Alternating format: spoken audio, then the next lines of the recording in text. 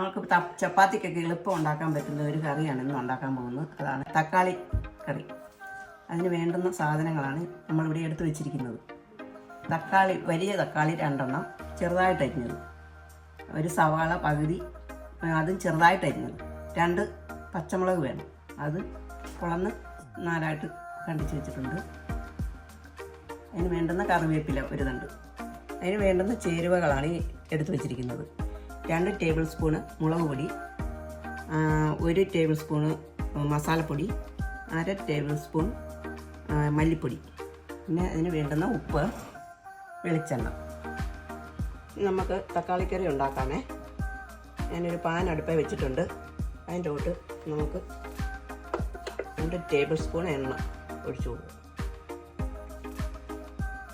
എണ്ണ ഒഴിച്ച് എണ്ണ ഇനി ഒന്ന് ചൂടായിക്കോട്ടെ. നമുക്ക് എണ്ണ തിളച്ചിട്ടുണ്ട്. അതിനകത്തോട്ട് നമുക്ക് കടുക് ഇട്ട് കൊടുക്കാം. സബോള ഇട്ട് കൊടുക്കാം.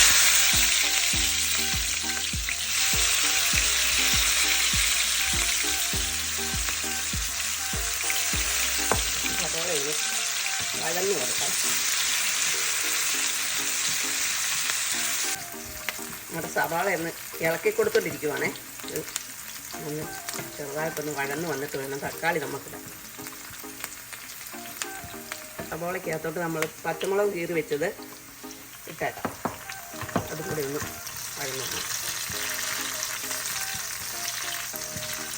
സവാള ഒന്ന് വഴന്ന് വന്നിട്ടുണ്ട്. അതിലോട്ട് നമുക്ക് തക്കാളി ഇടാം.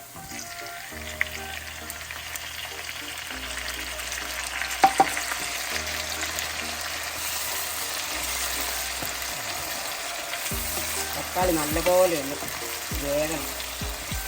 പകുതി വേവാകുമ്പോൾ നമുക്ക് ഇട്ടിട്ട് വരും.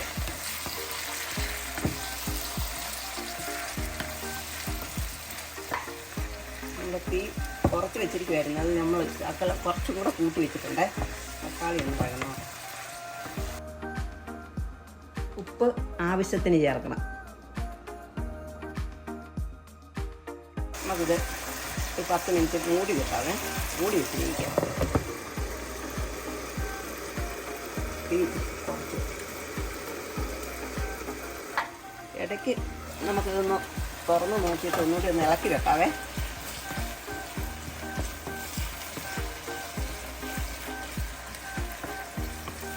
നമ്മുടെ തക്കാളിയൊക്കെ വഴന്ന് വന്നിട്ടുണ്ട്.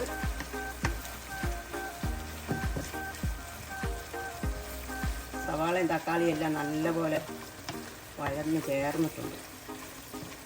ഇനി നമുക്കതിനകത്തോട്ട് നമ്മളെടുത്ത് വെച്ചിരിക്കുന്ന മുളക് പൊടി ചേർക്കാം. കാശ്മീരി മുളക് പൊടി സാദാ മുളക് പൊടിയും കൂടെ ചേർത്തതാണ്. നമുക്കിതിനകത്ത് ചേർക്കാം. പിന്നെ കുറച്ച് മസാലപ്പൊടി ഞാൻ എടുത്ത് വെച്ചിട്ടുണ്ട്. അതും ചേർത്ത് മല്ലിപ്പൊടി,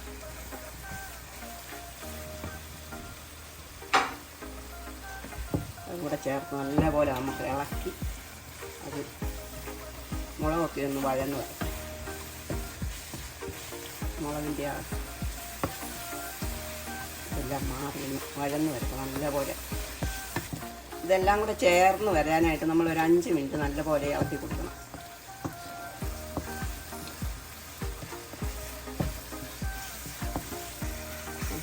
തക്കാളിയുടെ വെള്ളം കൊണ്ട് തന്നെ നമുക്കിത് നല്ലപോലെ അയന്ന് വന്നിട്ടുണ്ട്. നല്ലപോലെ അയഞ്ഞ് കിടക്കുക.